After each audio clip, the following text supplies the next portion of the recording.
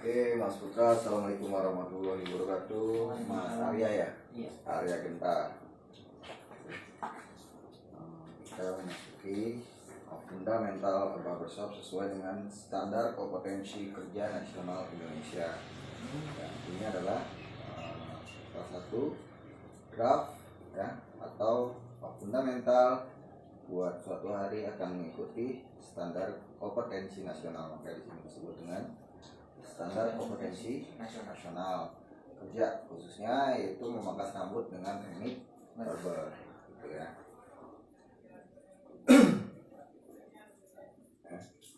Jadi yang pertama dilakukan itu di situ apa? Poin satunya melakukan persiapan kerja ya, atau preparing ya. Contohnya apa tuh di situ? Ruangan disiapkan dengan memenuhi prinsip sanitasi dan higienis. Ya, ruangan disiapkan dengan memenuhi prinsip sanitasi dan higienis ya. Berarti kalau sanitasi itu semua ibaratnya dari setiap sudutnya juga harus bersih gitu ya. Nah, sebelum kita melakukan ini ya kan, kita 30 menit sebelum kita membuka barbershop gitu ya kan. Nah, kita melakukan sanitasi dan higien tadi, gitu ya, membersihkan semuanya area, gitu ya, dari lantainya, gitu ya kan, dari mejanya, dari kursinya, dari kursi tunggunya, dari kacanya, gitu ya kan, semua peralatannya itu kita harus lakukan sanitasi atau higien. Gitu. Lalu apa lagi? Suasana lingkungan disiapkan dengan memenuhi prinsip keamanan, keselamatan, dan kenyamanan. Gitu. Faktor daripada keamanan ya. Keselamatan dan kenyamanan.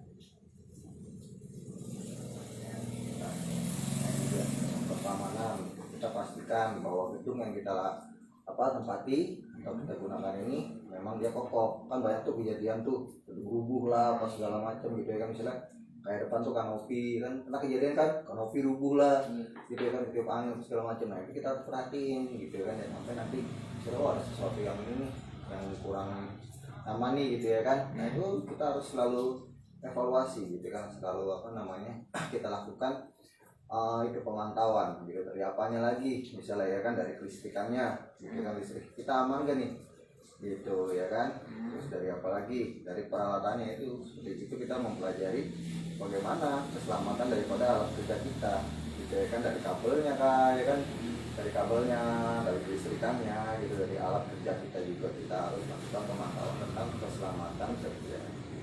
Itu kan suka ada tuh yang di kursi gitu ya kan, dia dikasih dikasih kabel. Oh ya, ada kabelnya. Ya, kabelnya. Nah anak-anak itu sering banget dia putar-putar bangku kan, gitu. Nah kabelnya itu akhirnya bener-bener putus. Ada kadang ada kabel yang bocor gitu ya kan, pas banget nempel di bagian besinya gitu ya, pas kita menduduk dia pasti terus. Nah, itu salah satu hal yang harus kita lakukan gitu, pemantauan, pengecekan ya. Iya. Terus apa lagi tuh? Alat pemangkas disiapkan sesuai dengan kebutuhan dan memenuhi standar kesehatan dan keselamatan kerja. Ya, kayak media tadi, meja rias ya kan, ditata dengan memenuhi efisien dan praktisan kerja gitu ya kan. Sebenarnya enak sih kalau ada alat meja itu, sebenarnya enak gitu ya kan, misalnya ada meja gitu ya kan. Cuman kita harus memperhatikan daripada faktor keluasan daripada tempat kerja kita gitu. Misalnya kayak gini, kalau kita taruh meja di depan, otomatis bangku mundur ke belakang ya kan, akan semakin sempit ruang kerja kita gitu ya kan. Misalnya kita lakukan pemutaran aja gitu ya kan, ini udah mentok nih tujuannya kan kayak gitu kan. Makanya kita harus menggunakan tadi, buat efisien kerja itu kita menggunakan troli gitu kan. Nah, gitu. Jadi kita harus memperhatikan gitu, daripada jarak di antara kursi, jarak dari meja ke kaca gitu, jarak dari bangku ke ruang tunggu. Misalnya kalau memang ruang kita itu sangat minimalis gitu ya kan, yang kita usahakan ada beberapa bagian yang kita hilangkan. Contohnya di sini adalah meja gitu ya, yang kita hilangkan. Karena apa? Karena ruang lingkup kerja kita ini sangat minimalis gitu ya kan, ya kecil, kayak meja tunggu kita nggak pakai juga gitu kan. Kita menggunakan troli untuk mengefisiensi kerja kita. Lanjut. Terus alat pemangkas disiapkan sesuai dengan kebutuhan yang memenuhi standar kesehatan kerja.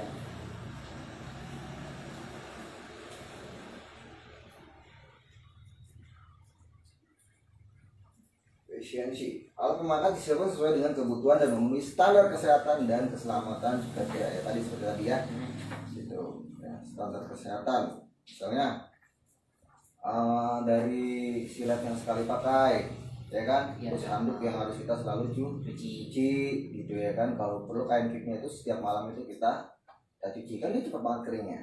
Oh kayak gitu. Cepat gitu ya kan, kita cuci ini malam pagi udah kering, cuci malam pagi udah kering, terus menggunakan neck paper yang sekali pakai gitu ya kan. Iya. Pokoknya hal-hal yang seperti itu harus kita pertahankan. Lalu apalagi 1,6, Diri pribadi disiapkan sesuai dengan peraturan kesehatan dan keselamatan kerja serta mengacu etika profesional. ya ini dia. Diri pribadi disiapkan sesuai dengan peraturan kesehatan dan keselamatan kerja serta mengacu kepada etika profesional. Nah ini dia. Ya kita mempersiapkan diri kita gitu ya sesuai dengan peraturan kesehatan. Dan ini kan ada tuh persyaratan untuk mengikuti sertifikasi, ya kan. Di sini kan ada persyaratannya. Nah ini dia, gitu ya kan. Oh iya. Ya kan, gitu ya. Bagaimana kita memang menyatakan bahwa diri kita ini sedang sehat, misalnya kita misalnya lagi sakit, ya udah tutup, atau kita tidak usah kerja dulu. Kurang lebih. Kayak kurang fit, atau memang ada gejala yang kurang enak gitu ya, yang mengacu kepada hal yang memang kita itu menyatakan diri bahwa kita masih kurang sehat gitu ya kan. Itu sudah kita bilang sama customer kita, walaupun sudah ada janji kan, daripada terjadi hal-hal yang tidak diinginkan ya. Kita mengacu kepada etika ya. Etika itu ibaratnya attitude ya, sikap kerja kita ya kepada mitra, kepada customer, kepada mitra kerja. Mitra kerja itu adalah sesama barber gitu ya. Terus kalau etika bersama mitra usaha ya kita sama owner misalnya gitu ya kan, gitu.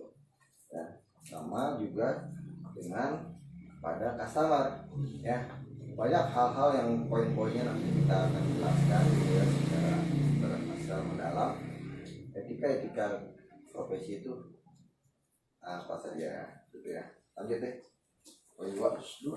Melakukan komunikasi konsultasi dengan pelanggan. Ya. Contohnya apa itu? Poin 121. Salam diucapkan dengan ramah dan sopan. Ya. Jadi nggak usah terlalu keras gitu kan, nggak usah terlalu bagaimana gitu, berlebihan. Lembut terdengar gitu ya kan, lembut terdengar gitu ya, dan sopan gitu. Misalnya, woi bro, kalau udah biasa sih oke lah ya. Iya. Woi coy gitu ya, misalnya gitu ya kan. Kalau biasa udah, tapi kalau belum kenal kan, mas, monggo mas, pak, dek, kak gitu ya kan, say misalnya gitu ya kan. Kalau udah biasa kan, bro ya kan, woi coy ya kan. Kalau udah kenal banget lah gitu ya kan. Lalu apa tuh? Nomor 2.2. Tanya jawab dilakukan dengan pelanggan menyesuaikan keinginan dan kebutuhannya. Tanya jawab dilakukan dengan pelanggan menyesuaikan keinginan dan kebutuhannya. Berarti harus ada komunikasi dua arah ya. Apa yang diinginkan customer atau apa yang diekspektasikan customer, harapannya dia, kalau bisa itu cepat dan akurat sesuai dengan keinginan dia. Misalnya dia pengen warna misalnya abu-abu gitu ya kan. Nah kita melakukan pekerjaan yang memang hasilnya pun sesuai dengan yang dia inginkan gitu. Sampai nanti kita customer ini minta warnanya warna biru jadinya hijau. Kan itu bisa terjadi ya kan gitu. Karena apa? Karena ketika kita levelnya itu kurang tinggi gitu ya kan, ketika kita memasukkan warna biru akhirnya jadinya hijau gitu ya kan. Nah, kan diagram warna kan tahu kan, itu dari hijau baru biru gitu ya, berarti kurang. Nah misalnya mau bikin warna abu-abu ya kan, misalnya jadinya warnanya as gitu. Ya, berarti itu kurang akurat berarti ya kan, Warnanya kurang. Lalu apa lagi 2.3? Pelanggan diberikan disesuaikan dengan tekstur rambut penampilan akhir. Pelanggan diberikan disesuaikan dengan tekstur rambut penampilan akhir, berarti jatuhnya pada styling akhir ya. Styling akhir gitu ya. Jadi penataan rambut di akhir itu akan menentukan juga gitu. Misalnya kita potongannya udah bagus nih ya, udah oke lah ya, tapi stylingnya nggak sesuai gitu loh ya kan. Karena targetnya nggak sampai ya. Targetnya misalnya dia mau bikin potongannya itu low fat ya kan, atasnya itu pompadour gitu ya kan gitu. Tapi para stylingnya enggak gitu loh ya kan, itu malah di belah tengah. Jauh banget. Jadi nggak sampai, atau di mohawk gitu ya kan. Nah sebenarnya udah secara potongan udah bener nih gitu ya kan, cuma secara styling itu akhirnya berubah beda gitu ya. Ke poin 3, what that? Menentukan desain model rambut pria. Ya. Beberapa model rambut pria yang sedang tren ditentukan dengan disesuaikan kondisi rambut, usia dan penampilan pelanggan. Oke ya. Beberapa model rambut pria yang sedang tren ditentukan disesuaikan dengan kondisi rambut, usia dan penampilan pelanggan. Nah, misalnya kondisi rambutnya itu dia jarang-jarang ya, ibaratnya numbuhnya itu udah jarang lah ya, rambutnya udah kurang, nggak tebal. Jadi kelihatan kulit kepalanya. Kulit kepalanya ya kan, tapi dia pengen potongannya itu potongan yang ibaratnya yang mohawk gitu ya kan, nggak bisa gitu misalnya ya kan, terus satu lagi model slick back gitu ya kan, gitu atau model pop gitu kan. Nah itu kan nggak tercapai kan targetnya kan. Iya, nggak bisa. Gitu nggak tercapai. Tentu usianya juga, misalnya anak sekolah kan nggak mungkin kita potong mohawk gitu ya kan, oh sini habis gitu ya kan, gitu ya. Jadi terus penampilan pelanggan mungkin di kantoran gitu ya kan ya. Memang ada orang-orang yang kerja di kantor itu yang dia mendapatkan apa ya, keleluasaan gitu untuk berpenampilan ya. Misalnya orang-orang yang di belakang meja biasanya ya, atau orang yang di belakangan mau gimbal misalnya ya kan, atau mau rambutnya di hair design gitu ya, mau di hair tato ya, itu monggo-monggo saja gitu kan. Cuman kebanyakan atau mayoritas itu ya disesuaikan dengan tempat dia kerja, usia gitu ya kan, dan biasanya kepada karakternya si ya, contohnya Arya lah gitu ya kan. Arya misalnya kita potongnya terlalu ekstrim gitu ya kan, gitu. Kejiwaannya Arya tuh nggak dapet. Iya. Ya kan nggak bisa dipaksakan kan, nggak bisa dipaksain. Nah, jadi kita juga harus membaca daripada psikologi si customernya gitu ya. Lanjut ke titik 4. Menggunakan berbagai perlengkapan pemangkas rambut pria, desisir, gunting, razor, dan clipper. Menggunakan berbagai perlengkapan pemangkas rambut pria, sisir, gunting, razor, dan clipper. Berbagai perlengkapan rambut pria dipilih dan digunakan sesuai dengan fungsinya. Ya, jadi bekerjalah secara profesional, menggunakan alat sesuai dengan fungsinya, bekerjalah sesuai dengan ilmunya. Ya, makanya nanti di pelajaran pengenalan alat itu kita akan mempelajari apa fungsi daripada berbagai macam sikat, apa fungsi dari berbagai macam sisir gitu ya, apa fungsi daripada berbagai macam clipper gitu ya. Nah, itu kita pelajari nanti. Apalagi nomor 5, melaksanakan pemangkasan ya. Pelanggan disiapkan untuk dilakukan pemangkasan. Pelanggan disiapkan untuk dilakukan pemangkasan. Lanjut, rambut dipangkas sesuai dengan mode yang disepakati dengan akan ditanya kepuasan hasil pemangkasan dengan menggunakan bentuk pangkasan bagian belakang melalui cermin belakang. Lanjut. Terus badan pelanggan dibersihkan dari potongan rambut dengan menggunakan sikat badan. Oke, lanjut. Membentuk atau shaving, Ya. kumis dan jenggot. Ya. Kumis dan jenggot dibentuk sesuai dengan bentuk wajah dan keinginan pelanggan. Alat untuk membentuk jenggot dan kumis digunakan sesuai dengan model. Ya. Nah, itu mencuci rambut.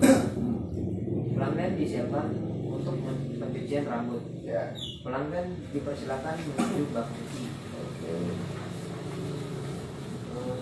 Letak kepala pelanggan dan ditanyakan kenyamanannya. Oke, jadi ketika pelanggan udah sampai di wasbak nih, gitu ya kan, nah ya kan kadang ada yang dia putus kepalanya itu nggak terlalu belakang gitu ya, jadi dia agak dengan gini kan, otomatis kan leher itu terlalu itu ya, terlalu gini. Nah itu bagus itu di handle apa sama bantalan atau sama Pusat-pusat itu pusat handuk gitu ya kan, supaya posisi kepalanya itu nggak terlalu ya. Lanjut nomor 74. tekanan temperatur air diperiksa kesesuaiannya. Ya. Rambut dibasahi tanpa mengenai wajah pelanggan. Ya. Sampo diaplikasikan dengan rata, digosok dengan menggerakkan memutar dan zigzag, kemudian dibilas hingga bersih. Ya. Jadi tekanan dan temperatur air diperiksa sesuai dengan, ya, jadi antara misalnya panas sama dingin gitu ya kan, terlalu panas gitu kan, ada juga kadang-kadang kita lupa ya kan, lupa yang panas ya kan. Dia kan pas customer semprot dia langsung, wah kaget lah ya gitu kan. Juga kan banyak sekarang, banyak juga customer laki gitu ya kan, yang pakai apa tuh, skincare gitu ya kan, dia agak itu yang nggak mau kena air gitu kan, kita harus paham itu gitu ya kan.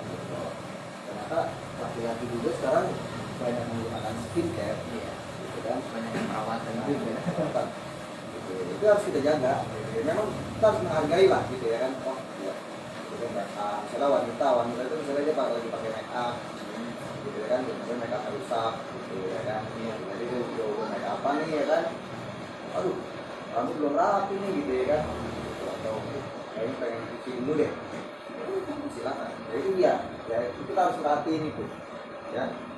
Nomor 7.7 Kosmetik kondisi diaplikasikan hingga rata, tidak di message atau dipijat, dan setelah itu dibilas hingga bersih. Handuk digunakan untuk membungkus kepala dan pelanggan, dipersilakan kembali ke tempat semula.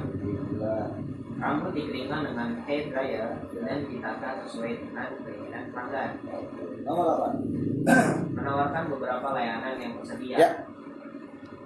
Pelanggan ditawarkan layanan lain yang tersedia, misalkan pemijat kepala, limbat, foot massage, atau pembersihan telinga.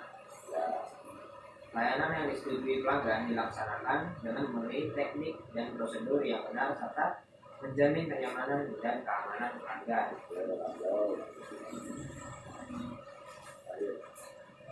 9. Membersihkan dan merapikan area kerja alat bahan dan kosmetika. Area kerja dibersihkan dan diatur kembali hingga siap digunakan. Bahan dan kosmetika dirapikan dan disimpan kembali. Alat pemangkasan, setting dan perlengkapan lain dibersihkan dan dikembalikan pada tempatnya. Handuk dan yang sudah dipakai diletakkan di tempat yang disiapkan untuk dicuci.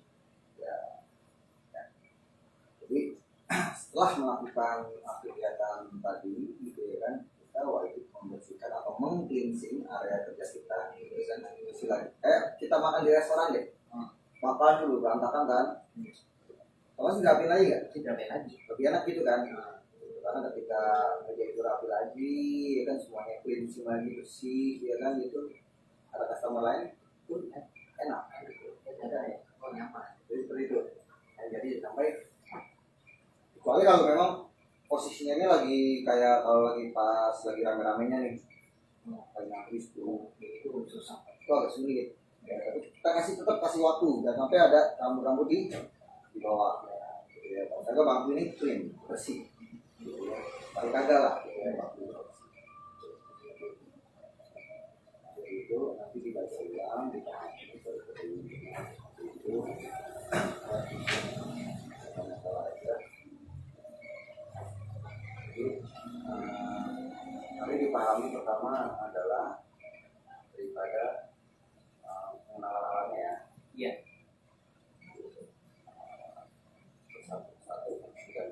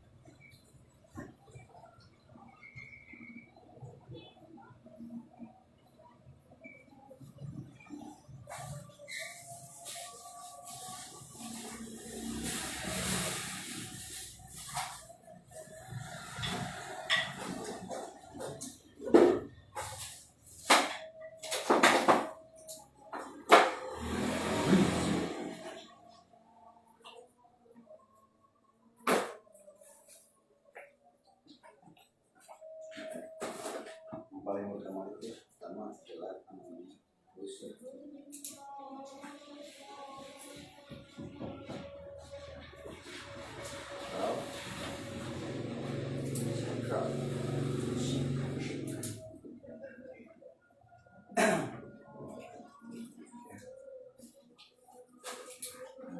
kita menggunakan ya, satu dua sesuai dengan standar kompetensi kerja kita menggunakan 5 sikat atau terus ya. Pertama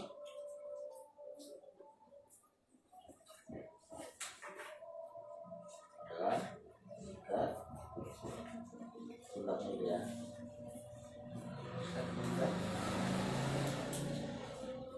Sikat alatnya, sikat kulitnya, kepala ya.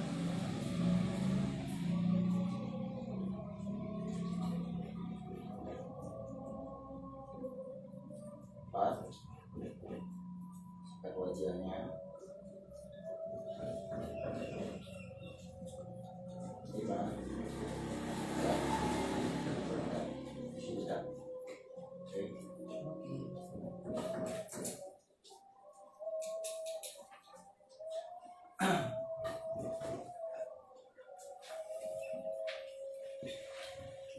Sikat pundak ya, dia hanya digunakan ya, untuk membersihkan bagian-bagian ya pundak gitu ya kan, kotoran yang ada di bagian leher gitu ya. Dan sekali menggunakan sikat pundak ini ya untuk wajah ya, kasar nih. gitu ya. Gitu. Udah fungsinya itu memang untuk di pundak, di leher gitu ya kan. Ya.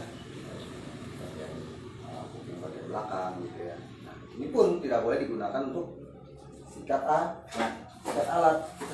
Mungkin bentuknya sama gitu ya kan. Sama-sama seperti sikat pundak.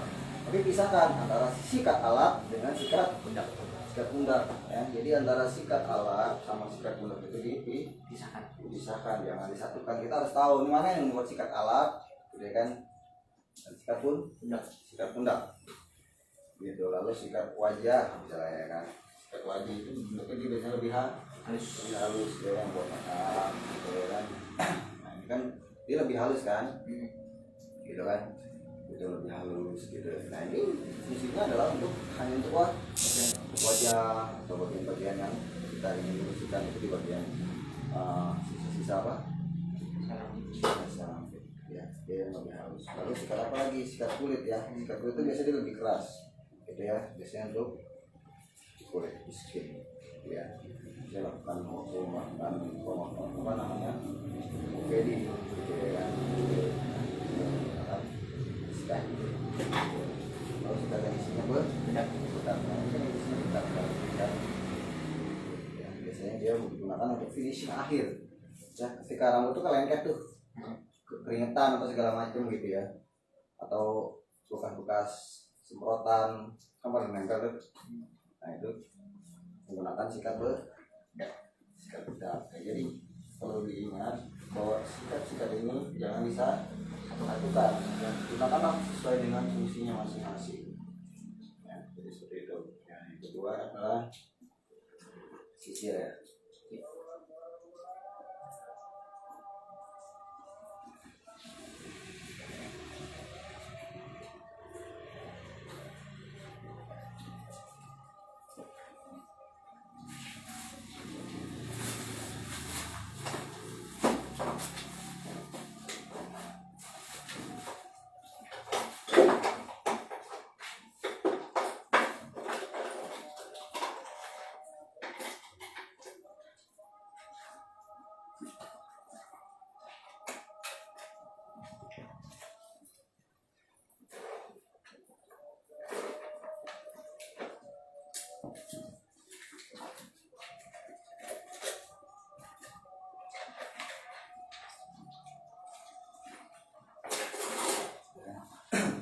Yang pertama ya, yang kita gunakan itu adalah air atau pembagi ya ini ya, yang biasa digunakan untuk isi air.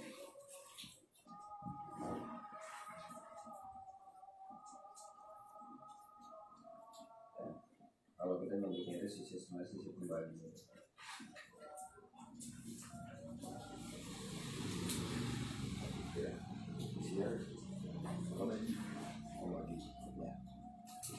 gunakan untuk membentuk part Parting. ya, atau bagian-bagian ya, atau membentuk section atau area-area gitu ya.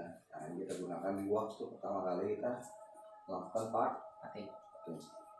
inilah sisir yang kita gunakan. Jangan sampai sisir yang besar ini kita gunakan untuk parting gitu ya, kurang sedap gitu ya, ibaratnya kalau Masih misalkan tinggal masih ada ketinggalan gitu ya. Nah, untuk seperti ini ya, kita gunakan sisir yang untuk hal ini ya, untuk membagi gitu ya. Oke, kedua kita gunakan ujung sisir. Nah, yang kedua adalah sisir untuk penggunaan sisir skaser.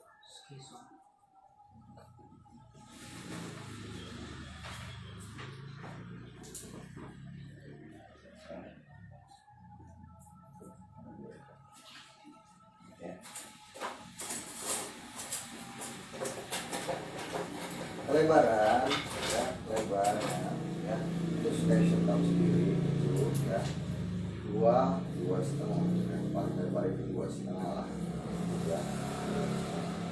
Gitu. Karena apa? Pada saat kita melakukan pembimbingan gitu ya, untuk pengamanan si sisir ini yang tidak menghalangi kerja kita gitu ya.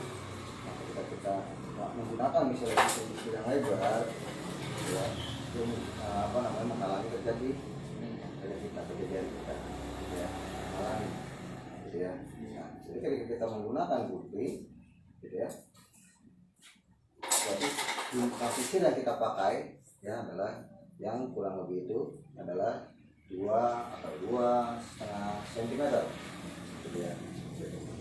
Dan untuk barber sendiri ya, bagusnya itu sisir yang bawahnya itu datar atau datar itu, jangan yang membungkus seperti ini gitu kan ya. Dan permukaannya pun tidak boleh cembung cekung gitu ya, dia harus datar gitu. Jadi harus datar, bawahnya juga harus 180 derajat itu datar, jangan sampai dia melengkung seperti ini ya. Terus permukaan sampingnya juga tidak boleh cembung, dia harus datar juga ya. Nah, sesuaikan dengan warna rambutnya dia. Misalnya dia warna rambutnya itu putih, nah kita boleh menggunakan yang warna-warna gelap, hitam. Tapi ketika rambut hitam, misalkan menggunakan yang warna-warna terang putih, dan warna-warna lainnya yang berseberangan gitu ya, yang berbeda daripada warna rambutnya. Nah, lalu yang ketiga adalah untuk diperkan ya.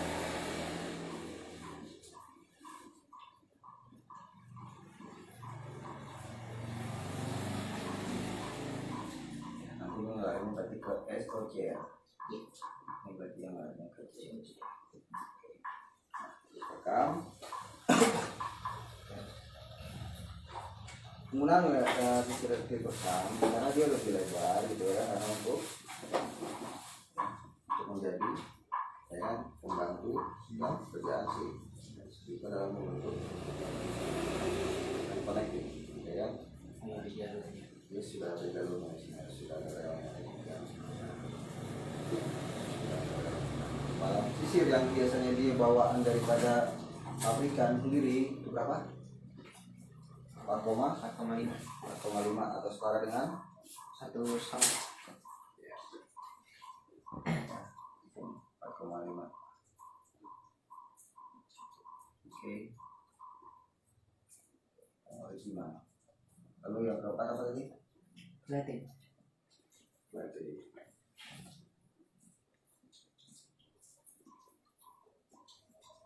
Yang agak lebar. Ini juga ada yang hitam juga ada.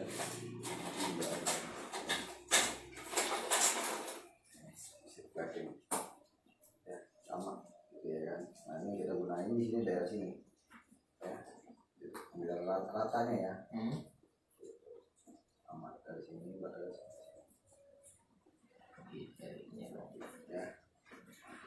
Flat. Mana sudah ya? Terus apa lagi bikin udah ya? Penjepit udah. Sudah apa lagi? Alat sikat, penjepit, sisir. Terus yang alat cukur, kayak membasahin apa bagian-bagian ini sih. Oh iya. Lebar formnya udah enak buat. Tes bongkar ya sudah. Mm-hmm. Oke, kalau begitu kita langsung panggil praktek saja. Kamu langsung untuk siapin peralatannya. Nah, peralatannya apa yang harus dipersiapkan sesuai dengan yang ditulis di situ. Ini yang alat ini dipindahin ke belakang, ya. Saya siapkan daripada modelnya. Oke teman-teman, sampai jumpa nanti kita di kesempatan lainnya. Ya.